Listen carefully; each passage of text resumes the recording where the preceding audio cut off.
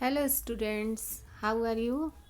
Again I am here and हम लोग लिख रहे थे चैप्टर 14 जिसे कि मैंने आप लोगों को लिखवाया था, लेकिन अभी और उसमें लिखना बाकी है। चैप्टर हमारा कंप्लीट नहीं हुआ है।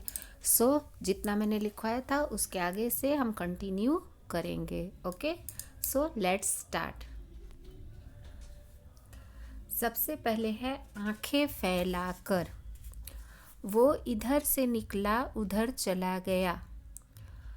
वो आंखें फैला कर बतला रहा था। अब ये लाइन आपने कविता में पढ़ी। इससे जुड़ा प्रश्न क्या है? नीचे आंख से जुड़े कुछ और मुहावरे दिए गए हैं, वाक्यों में इनका इस्तेमाल करो। जो मुहावरे दिए हैं वो आंख से रिलेटेड हैं और आपको उनका सेंटेंस बनाना है। ओके, तो उत्तर है सबसे पहले आँख लगना। आँख लगना का मतलब नींद आना। ब्रैकेट में जो लिखा है वो उसका अर्थ है। ठीक है, तो कहानी सुनते सुनते विशाखा की आँख लग गई। सेकंड है आँख दिखाना। आँख दिखाना यानी डराना। माँ ने बच्चे को गलती करने पर आँख दिखाई। थर्ड है आँख मूंदना। आँख मूंदना यानी ध्यान न देना। हमें गलत काम को देखकर आँखें नहीं मूंदनी चाहिए, बल्कि उन्हें रोकना चाहिए।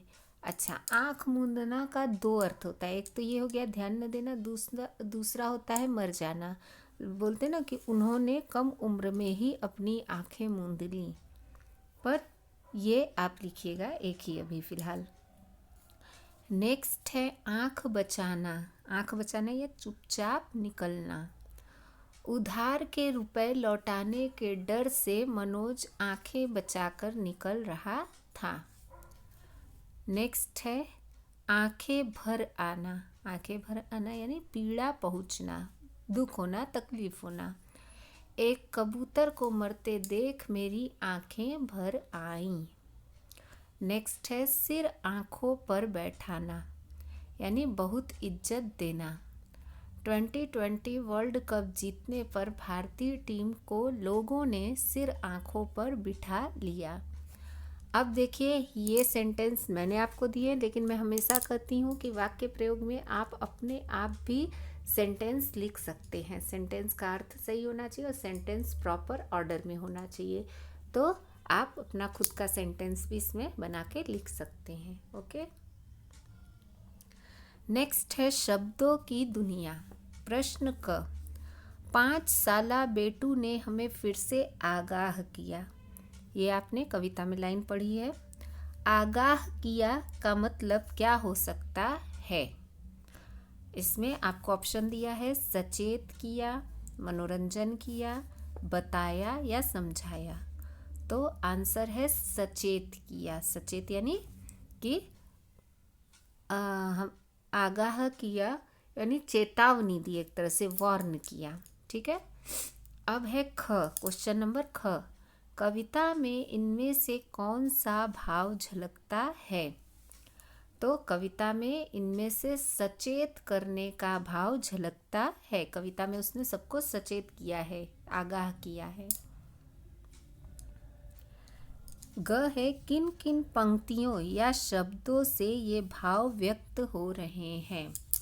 आश्चर्य, डर और अविश्वास, ये तीनों चीज़ें कविता की किन किन पंक्तियों से व्यक्त हो रहे हैं? तो उत्तर में सबसे पहले आश्चर्य। आश्चर्य किस पंक्ति में दिख रहा है? वो इधर से निकला उधर चला गया, इसमें आश्चर्य है। फिर डर, डर में क्या है? आप रात को बाहर न निकलो, ये डर है। और अविश्वास, न किसी दफ्तर में न कॉलेज में, ये अविश्वास है। ठीक है,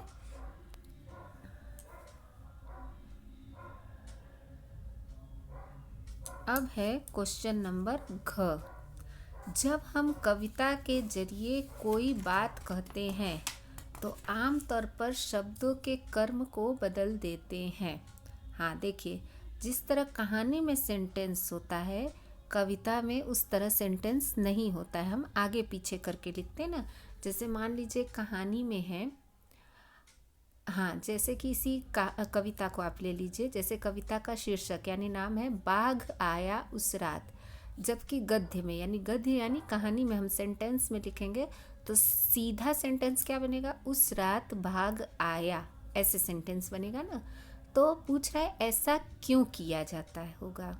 अच्छा, इसमें क्वेश्चन जो घ है उसमें आपको 3 क्वेश्चन दिए हैं, तो तीनों क्वेश्चन के आंसर मैं अलग अलग लिखूंगी। अगर आपको एक साथ क्वेश्चन लिख के एक साथ आंसर लिखना है तो भी आप लिख सकते हैं, 1 क्वेश्चन फिर 1 आंसर लिखना है तो वैसे भी लिख सकते हैं, ठीक है। दूसरा क्वेश्चन है इस किताब की दूसरी कविताएं भी पढ़ो, शब्दों के क्रम में आए बदलाव पर गौर करो, ऐसे ही कुछ वाक्यों की सूची बनाओ। और थर्ड क्वेश्चन है क्या शब्दों के क्रम में बदलाव अखबार की खबरों में भी आता है, पाठ्य पुस्तक की पृष्ठ संख्या 116 पर बने कोलाज को देखो और बताओ। तो अब मैं तीनों क्वेश्चन के बारी बारी से आंसर आपको बताऊंगी। फर्स्ट क्वेश्चन था कि कविता में शब्दों के कर्म को क्यों बदल देते हैं, शब्दों का जो क्रम होता है उसको क्यों बदल देते हैं। तो उत्तर है ऐसा कविता में लय, तुक तथा प्रवाह लाने के लिए किया जाता है। देखिए कविता जो होती है वो राइमिंग तरीके से लिखी जाती है, उसमें राइमिंग वर्ड्स अगर हों तो पढ़ने में मज़ा आता है और उसको हम गा सकते हैं, इसलिए उसमें शब्दों के क्रम को बदल दिया जाता है, ठीक है। दूसरा जो क्वेश्चन पूछा है कि इस किताब की दूसरी कविताएं भी पढ़ो, शब्दों के क्रम में आए बदलाव पर गौर करो और ऐसे ही कुछ वाक्यों की सूची बनाओ। तो अब इसमें है कि सीटी भी है कई तरह की। आपको याद होगा तो ये खिलौने वाला चैप्टर जो था कविता उससे है छोटी छोटी तलवार, ये भी खिलौने वाला चैप्टर है।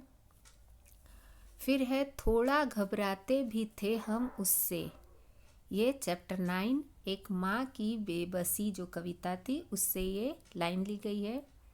फिर है गुरु एक थे और थे एक चेला, ये गुरु और चेला चैप्टर से है।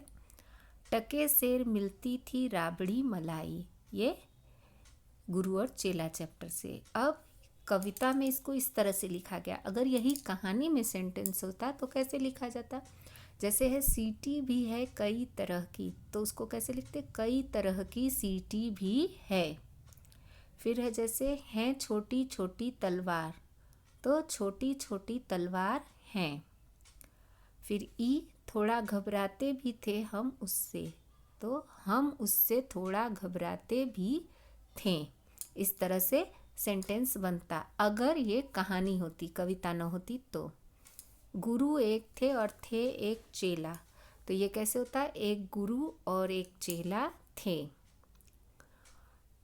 टके सेर मिलती थी राबड़ी मलाई टके सेर मिलती थी, ऐसे ये सेंटेंस बनता है ना। अब जो तीसरा क्वेश्चन दिया है कि क्या शब्दों के क्रम में बदलाव अखबार की खबरों में भी आता है। हाँ, जिस तरह से कविता में शब्दों का क्रम बदल दिया जाता है उस तरह अखबार की खबरों में भी होता है। और ऐसा क्यों होता है, इसीलिए कि हेडलाइन जो हो वो अट्रैक्टिव हो, लोग उसको पढ़ के पूरी खबर को पढ़ें।